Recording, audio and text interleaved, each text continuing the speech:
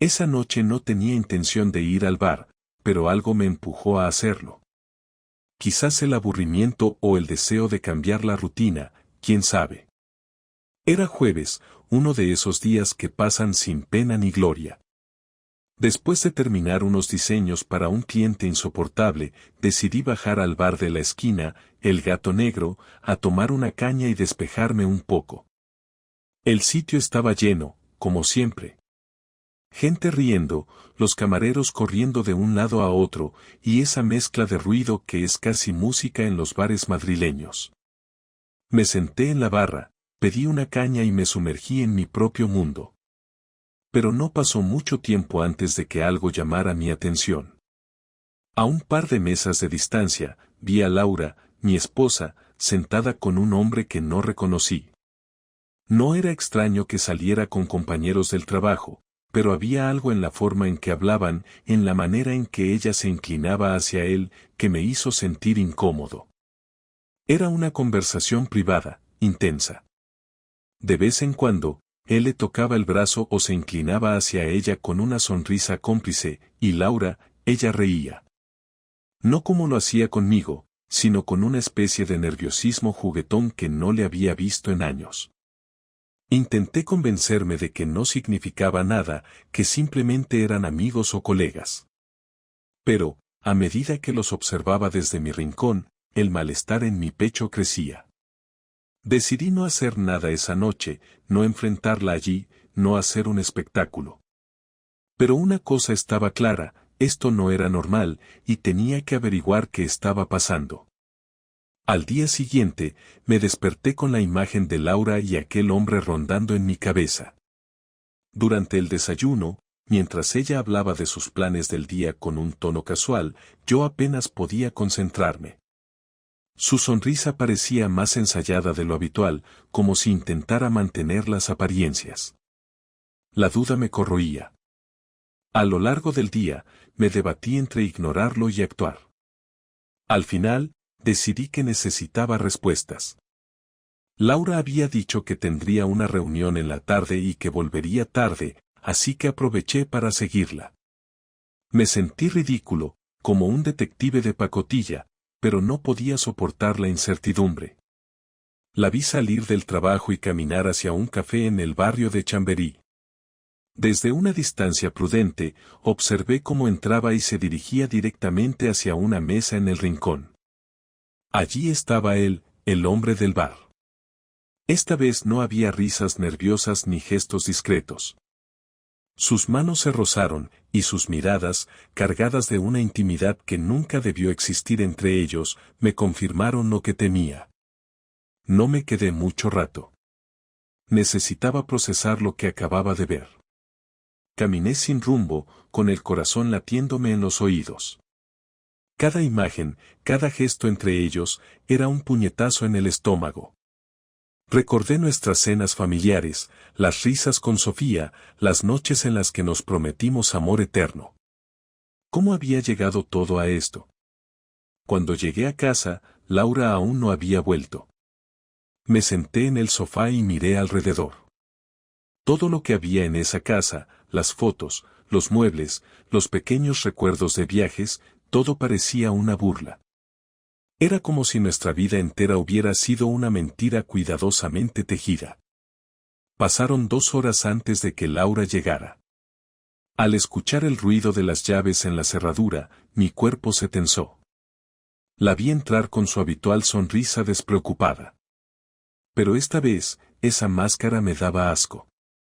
¿Qué tal tu día?, preguntó, como si nada. Le devolví una sonrisa falsa y respondí: interesante. No dije nada más esa noche. Pero algo dentro de mí ya estaba decidido, iba a enfrentarla, y no iba a ser amable. Esperé hasta el sábado. Era el único día en que los tres, Laura, Sofía y yo, estábamos juntos en casa por la mañana. No quería que Sofía estuviera cerca cuando ocurriera, pero sabía que si Laura intentaba mentirme, sería más difícil con nuestra hija jugando en su habitación. Quería que ella sintiera la presión, que no tuviera escapatoria. Desayunamos como si todo estuviera bien. Sofía hablaba emocionada sobre su dibujo para el colegio, y Laura asentía con una sonrisa mecánica, claramente distraída. Yo, mientras tanto, observaba cada uno de sus movimientos, buscando alguna grieta en su fachada.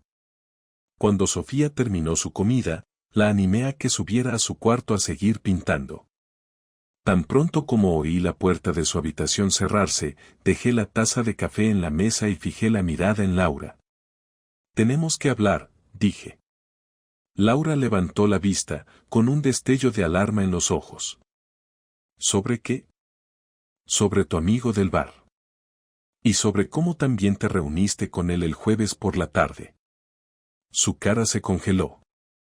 Era como si la hubieran sorprendido en medio de un robo. Pero en cuestión de segundos, recobró la compostura, negando con la cabeza y esbozando una sonrisa nerviosa. «¿Qué estás diciendo, Manuel?» «Solo es un compañero de trabajo». Me incliné hacia adelante, sin apartar la vista de ella. ¿Un compañero de trabajo? ¿Con el que te ríes como una adolescente y al que agarras de la mano? Porque eso no parecía una reunión de negocios en Chamberí. Laura abrió la boca para responder, pero no le di tiempo. ¿Sabes qué es lo peor, Laura? Ni siquiera intentaste ocultarlo bien. ¿Qué clase de respeto es ese? El color se fue de su rostro. Sus manos temblaban ligeramente mientras las colocaba sobre la mesa. ¿No es lo que piensas? No, la interrumpí, golpeando la mesa con la palma de la mano. No me vengas con excusas. Te vi. Vi cómo lo mirabas. Laura se levantó de golpe, derribando la silla detrás de ella. No tienes derecho a gritarme así. Ah, ¿no? Dije con sarcasmo, poniéndome de pie también. ¿Qué tal el derecho de no ser un imbécil que cría a su hija mientras su mujer juega a las citas con otro? Por primera vez, su fachada se rompió del todo. Su rostro se contorsionó en una mezcla de rabia y vergüenza. «No pasó nada», gritó. Me reí, una carcajada amarga y seca. ¿De verdad crees que me voy a tragar eso? ¿Qué me voy a quedar aquí como un idiota esperando a que vuelvas de otra de tus reuniones? Por un momento, pareció a punto de decir algo más, pero en lugar de eso, se dejó caer en la silla. Cubrió su cara con las manos, y su voz salió rota. No sé cómo llegamos aquí, Manuel. La miré, sintiendo cómo la rabia empezaba a transformarse en algo mucho más oscuro, un profundo y aplastante vacío. Yo tampoco, Laura. Pero una cosa está clara, esto se acabó. Me giré y salí de la cocina, dejando a Laura sola con su culpa y sus lágrimas. Por primera vez en años, no sentí ni un ápice de empatía. Solo quería alejarme de ella. Después de la confrontación, me encerré en mi despacho durante horas. Mi mente era un caos. Parte de mí quería dejarlo todo, huir y no mirar atrás. Pero otra parte, una más oscura, quería hacerle sentir a Laura el mismo dolor que me estaba carcomiendo por dentro. Decidí que no iba a dejar que esta situación me destruyera. Si alguien iba a pagar, sería ella. Al día siguiente, Laura intentó hablar conmigo varias veces, pero la ignoré. Me limité a convivir con ella de la forma más fría posible, esperando el momento adecuado para ejecutar mi plan. Primero, recopilé toda la información que podía sobre el tipo con el que Laura estaba involucrada. Gracias a un amigo en común que trabajaba en la misma agencia, supe que se llamaba Julián y que también estaba casado. Esa fue mi primera herramienta. Si él quería jugar sucio, estaba más que dispuesto a igualar la apuesta. Comencé a hacer pequeñas jugadas. Un día, mientras Laura estaba en la ducha, tomé su móvil y fotografié algunas conversaciones que confirmaban lo que ya sabía. No era suficiente para enfrentarla legalmente, pero sí lo justo para causar un daño considerable si lo compartía. El siguiente paso fue más delicado. Sabía que en la empresa de Laura, las relaciones extramaritales eran vistas como una mancha profesional, especialmente si involucraban a colegas. Usé un correo anónimo para enviar algunas capturas de pantalla al Departamento de Recursos Humanos, con el asunto, conducta inapropiada entre empleados. No mencioné nombres, pero sabía que las imágenes eran suficientes para que las piezas empezaran a encajar. Laura no tardó en recibir la noticia. Volvió a casa aquella noche más callada que nunca. Yo me limité a observarla mientras ella fingía que todo estaba bien, como si no supiera que su mundo se desmoronaba. La siguiente parte fue aún más personal. Aprovechando que aún compartíamos la casa, empecé a mover dinero de nuestras cuentas conjuntas hacia una que había abierto solo a mi nombre hacía meses. Era un movimiento calculado, pero necesario. Laura estaba demasiado distraída con sus problemas laborales como para darse cuenta. Finalmente, el golpe maestro, llamé a la esposa de Julián. Encontré su número fácilmente gracias a las redes sociales y, tras varios intentos de mantener la calma, le expliqué quién era, lo que sabía y le envié pruebas. Su reacción fue devastadora.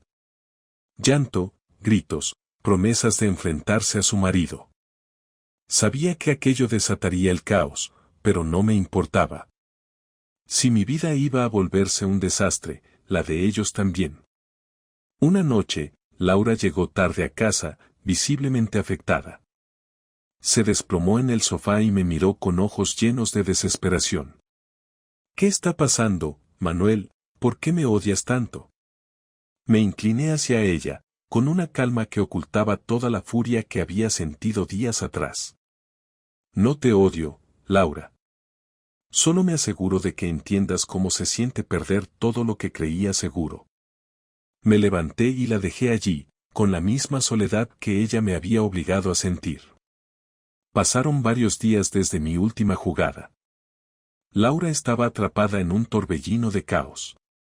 Julián había sido despedido, su esposa había iniciado trámites de separación y Laura estaba bajo investigación en su trabajo. Cada vez que nos cruzábamos en casa, el silencio entre nosotros era más pesado que nunca. Había noches en las que la escuchaba llorar en la habitación, pero no sentía ni una pizca de compasión. Solo quería cerrar este capítulo y seguir adelante. Finalmente, llegó el día en que decidí hablar con ella por última vez. Había estado posponiendo esa conversación, no por falta de valentía, sino porque quería que fuese definitiva. Esa noche, esperé a que Sofía se durmiera antes de pedirle a Laura que se sentara conmigo en la sala. Se sentó con cautela, como si temiera lo que iba a decir. Su rostro estaba cansado, sus ojos hinchados de tanto llorar. Por un momento, casi sentí lástima. Pero la rabia todavía pesaba más. Laura, empecé, con la voz firme. Esto no puede seguir así. Ella bajó la mirada, jugueteando nerviosa con las manos. Manuel, sé que te fallé. Lo sé. Pero, por favor, déjame arreglar esto. Por Sofía, por nosotros.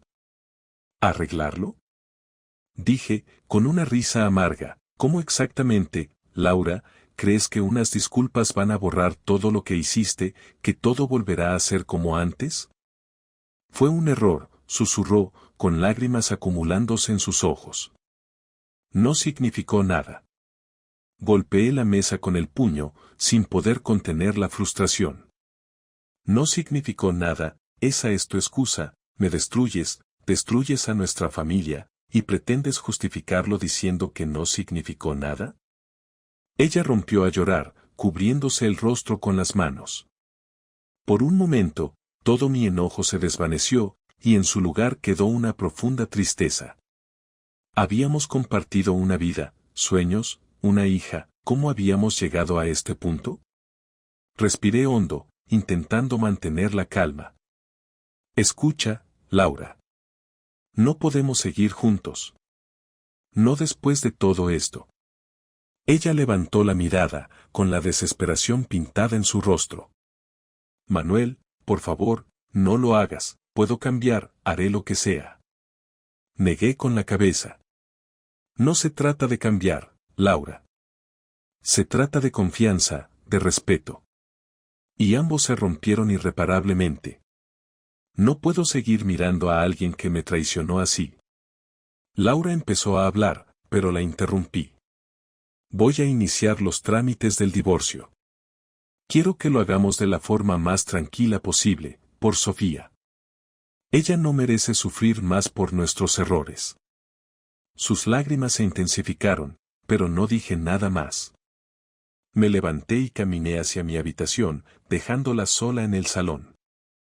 Por primera vez en semanas, sentí una ligera sensación de alivio. Había dado el paso final hacia la separación y aunque dolía, sabía que era lo correcto. Laura se quedó en el salón esa noche y al día siguiente, cuando salí de casa para llevar a Sofía al colegio, ya no estaba. No sabía dónde había ido, pero en ese momento tampoco me importaba. El silencio que dejó Laura al irse era ensordecedor. Durante los días siguientes, la casa se sintió extrañamente vacía, incluso con Sofía corriendo por ahí con sus juguetes. No me molesté en buscarla, sabía que cualquier cosa que nos quedara por decir se resolvería a través de abogados.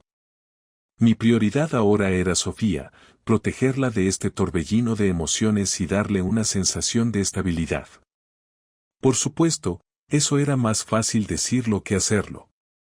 Cada vez que Sofía preguntaba cuándo volvería mamá, mi corazón se rompía un poco más.